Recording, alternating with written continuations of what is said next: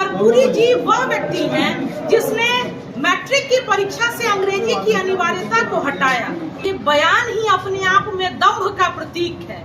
उन्होंने कहा कि वो भीख मांगता है। ये जानकारी होनी चाहिए कि केंद्र सरकार पर समान रूप से कश्मीर से लेके कन्याकुमारी और द्वारिका से लेके आसाम वालों तक का बराबरी का हक है। और कि मणिपुर की बेटियों पे विश्व इतिहास का ये रिकॉर्ड है कि इतना बड़ा अत्याचार किसी भी सभ्य समाज में बेटियों पे नहीं हुआ था। सैनिक की पत्नी थी और उसे सरेआम उसे बेइज्जत किया गया।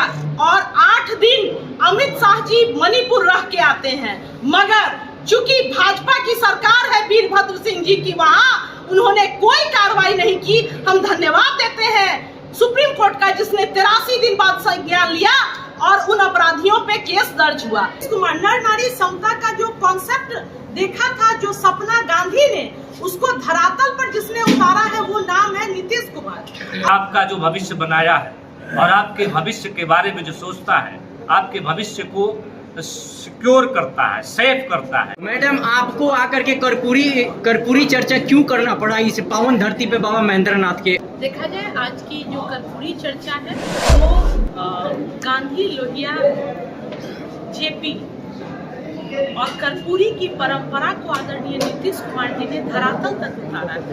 और आगामी 24 जनवरी को उन्हीं कर्पूरी ठाकुर जी की 100वीं जयंती है, जो बिहार की ऐतिहासिक राजधानी पाटलिपुत्र में मनाई जानी है। तो एक तो मेरा सबसे पहले तमाम जो दरौदा विधानसभा के हमारे महत्वपूर्ण नेतागण, साथीगण हैं और यहाँ की जनता, उनको ये न्योता हमारी तरफ से था।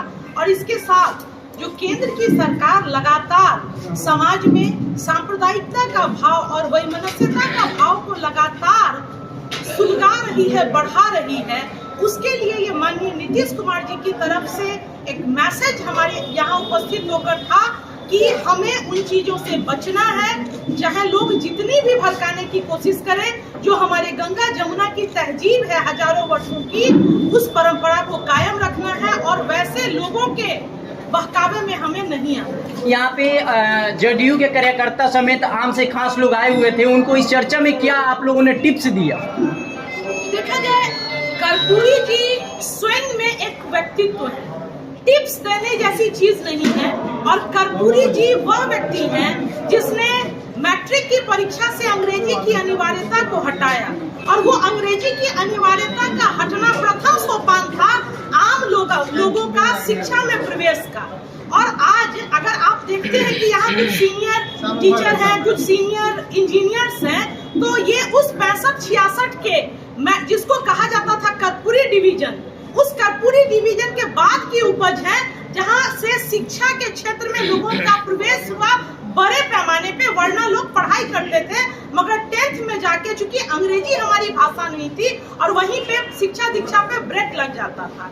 ये तो एक सिर्फ वानगी है और उसको आगे बढ़ाया नीतीश कुमार। नर नारी समता का जो कॉन्सेप्ट देखा था, जो सपना गांधी ने उसको धरातल पर जिसने उतारा है, वो नाम है नीतीश कुमार। और इन्हीं चीजों का मैसेज देने के लिए और आपस में लोग के, यहाँ के भी हमारे साथी इसमें वक्ता थे और हम लोग प्रदेश से अधिकृत तौर पर इसके वक्ता हैं, इन्हीं चीजों पे चर्चा हुई है कि जो हमारा समाज है वो अमन चैन के साथ हम लोग जिए समाज में। अमित शाह जी का बिहार में दौरा होने वाला है, सियासत तेज हो चुका है और सम्राट चौधरी का एक बयान है कि नीतीश कुमार को केंद्र सरकार इतनी बजट देती है, उसके बाद भी हाथ फैलाए भीख कटोरा लेके मांगने जाते हैं। तो इस पे आप क्या कहिएगा सम्राट चौधरी के बयान पर?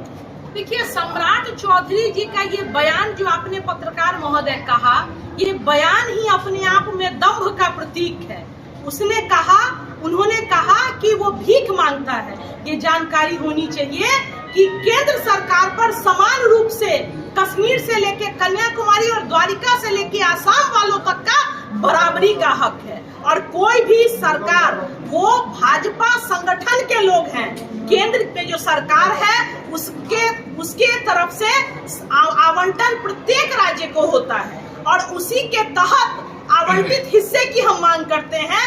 और पहले तो जवाब दे सम्राट चौधरी जी कि सम्राट चौधरी जी के प्रधानमंत्री आए थे गांधी मैदान और बोल के गए थे हमारी अगर सरकार बनेगी तो हम बिहार को विशेष राज्य का दर्जा देंगे। बगल में मुजफ्फरपुर है, पताही का नागरिक उड्डयन हवाई अड्डा 2020 में नरेंद्र मोदी जी घोषणा करके गए थे कि यहाँ 4 साल के अंदर हवाई अड्डा की शुरुआत होगी।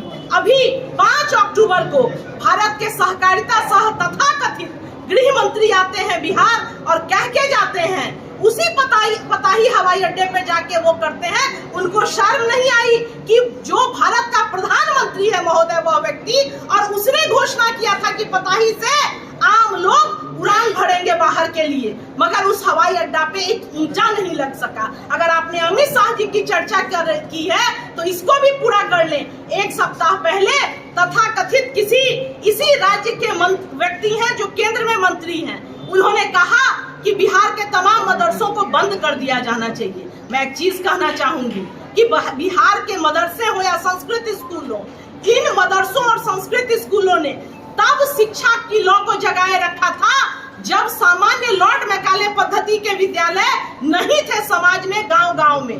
तब इन संस्कृत विद्यालयों और मदरसों को बंद किए जाने का डिमांड करने के पहले उन्हें मदरसों का इतिहास जान लेना चाहिए था। चूंकि और अगर वो कहते हैं कि मदरसों में राजद्रोह के कार्य होते हैं तो अरे आप तो भारत के गृह मंत्री हैं, और अगर भारत माता से गद्दारी चाहे कोई हिंदू का बेटा करे चाहे मुसलमान का बेटा करे, उसे कोई भारतीय माफ नहीं करेगा। आप भारत के गृह मंत्री हैं, आप जाकर उन तमाम मदरसों हो या संस्कृत स्कूल हो, आप उन पर कार्रवाई करें, और जो भी भारतीय दंड विधान संहिता के अनुरूप उस पर कार्रवाई है, राजद्रोह का उन पर केस दर्ज हो और तत्काल प्रभाव से उन्हें बंद कीजिए।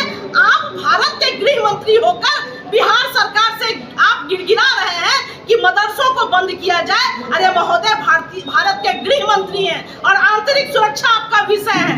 आप भूल जाते हैं कि आप सिर्फ भाजपा के नेता नहीं हैं, आप भारत के गृह मंत्री हैं, तो बंद किया जाए। अरे महोदय, भारत के गृह मंत्री हैं और आंतरिक सुरक्षा आपका विषय है।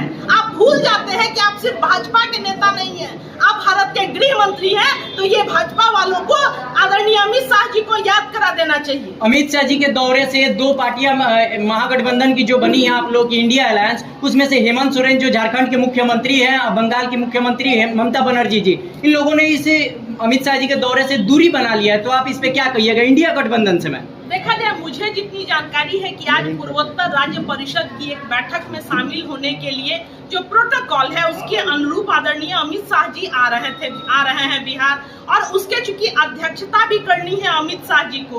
बाकी आदरणीय ममता बनर्जी जी ने क्यों, भारत के गृह मंत्री है महोदय, सिर्फ वो भाजपा के नेता नहीं है, और झारखंड के मुख्यमंत्री हेमंत सोरेन जी ने भारत के गृह मंत्री द्वारा बुलाए गए बैठक में जाने से इनकार क्यों कर दिया? अब इनका उत्तर तो ममता बनर्जी जी या हेमंत सोरेन जी दे सकती हैं, हम लोग जदयू वाले तो दे नहीं। चलिए नीचे।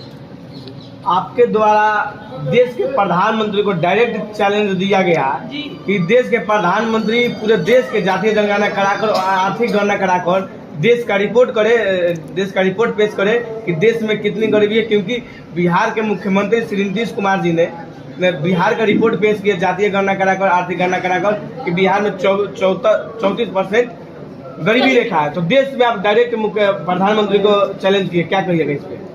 मैंने तो ओपन चैलेंज ओपन मंच से किया, और चूंकि इसलिए बोलना पड़ता है भारत के युवाओं को, चूंकि हम बेटियों का सवाल तो और भारी है भारत के प्रधानमंत्री से।